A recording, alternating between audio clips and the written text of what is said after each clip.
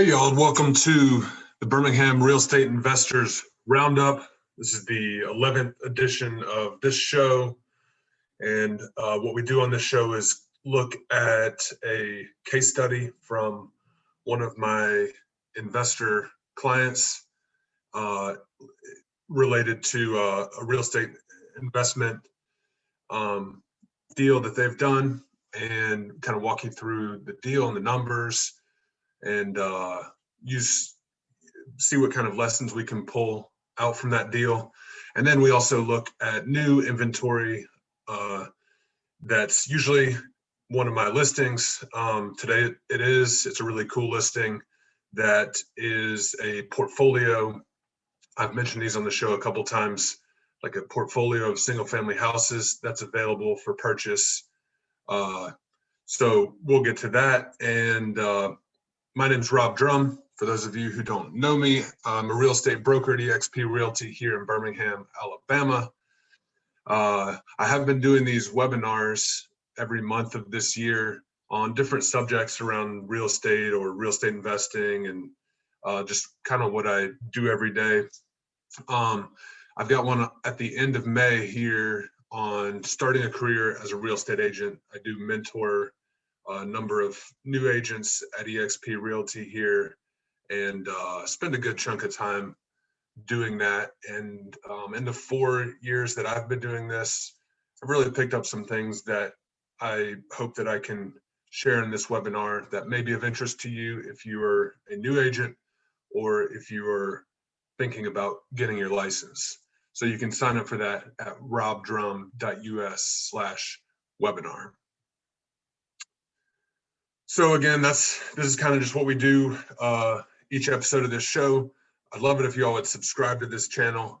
That really makes a big difference on getting it found on YouTube and makes us look good, encourages me to keep going on making these videos. And I know a lot of y'all have told me that you get a lot of good information and education from these, so I really appreciate it.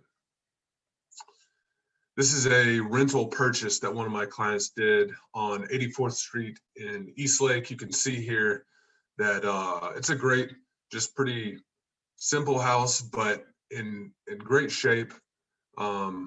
It's got pretty good standard finishes for a rental property in this neighborhood. These floors looked really great, pretty good coat of paint. These cabinets were definitely newer, not original. You can tell the bathroom here has had some work done on it fairly recently. And they bought this one. It had been a rental property previously, so had really been maintained pretty well by rental property standards, which is great.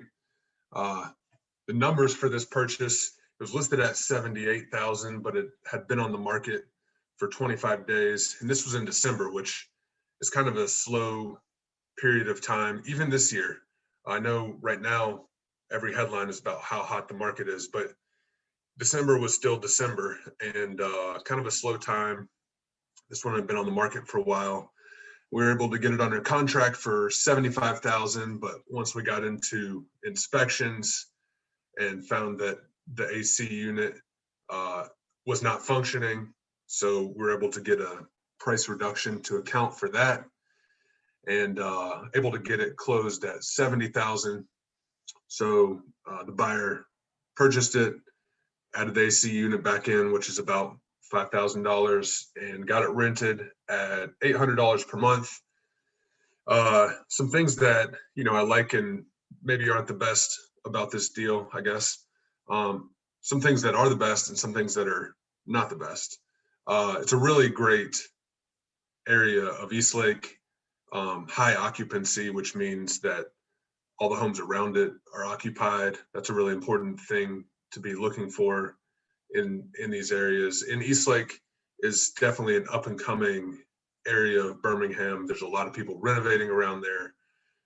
There's a lot of appreciation going on in the homes in Eastlake. So definitely a good one to be hanging on to for the next couple years as a rental. Really probably the biggest downside to this house is that it doesn't have a driveway. Not a total deal breaker. That's fairly common in Eastlake. You see that from time to time. There is space that the buyer may put in a driveway eventually. She may have even already done it. I haven't followed up in the last 2 months or so. So it is possible, but as of now, it didn't have a driveway. And tenants or future homeowners like that. So that's a negative point there. But the good thing is that it was already in rent-ready condition, other than obviously the HVAC unit that we discovered that needed to be replaced. So lessons learned on this one, I think, I may have mentioned this before, but the key to buying below list price, especially in this market right now, is higher days on market. That's what I tell clients if they're wanting to make an offer that's lower than list price or considerably lower. Usually it's got to be listed for at least a week or two, maybe 3, before it even makes sense to write that up. And then the other thing is a couple keys to buying homes that are priced below 80,000. The homes that are priced below 80,000 are in areas where there may be issues with vacancy on the street. There may be homes that are in disrepair, and that's a potentially dangerous situation, having those homes in disrepair. It's not good for property values. It doesn't look good.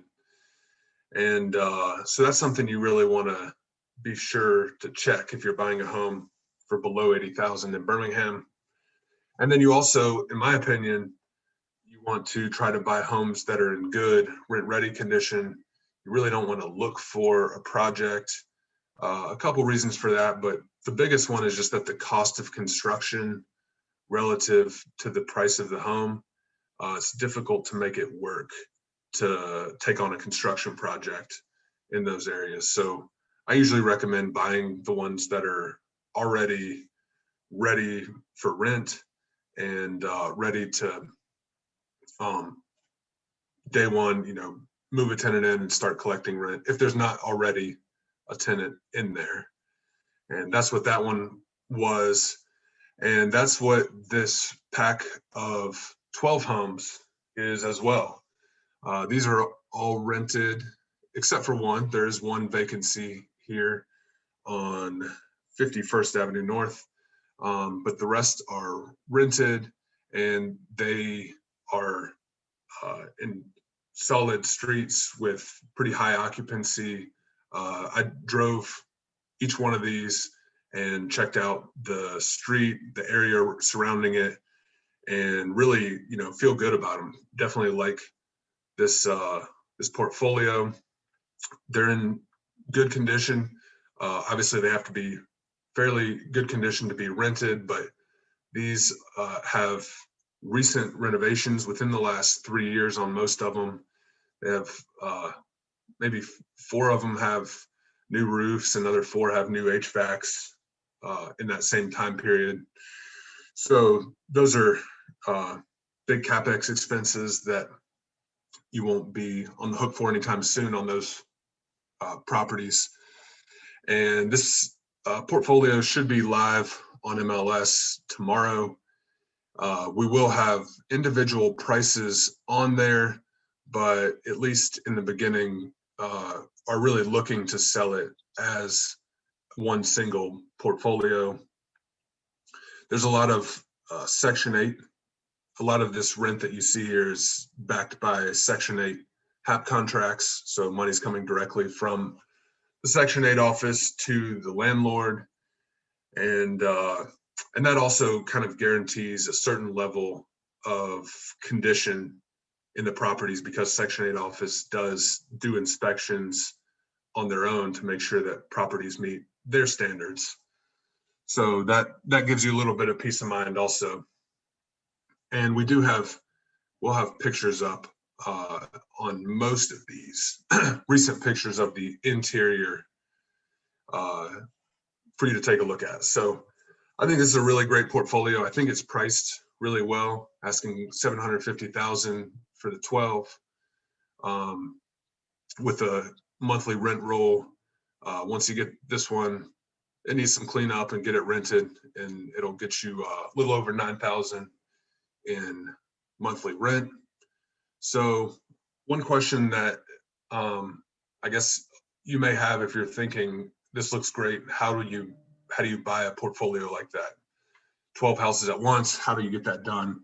And I've done that for clients a couple of times. I've done it a number of times myself, and there's a couple different things just to kind of get your mind working on how to acquire something like that. Obviously, you can use cash if you have that 750,000 available for a purchase like this. But another option is community banks. If you're here locally in Birmingham, there's a couple of banks that are willing to work with you and lend on a collection of properties like this with strong rental income in good condition.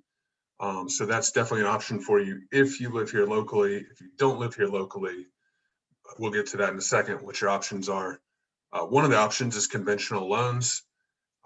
There's a limitation on how many conventional loans you can have, for investment properties, but you may not be able to buy all 12 that way. But as I showed in a recent real estate investor roundup video, it is possible to buy at least 5 at once with conventional loans, because we did that earlier this year.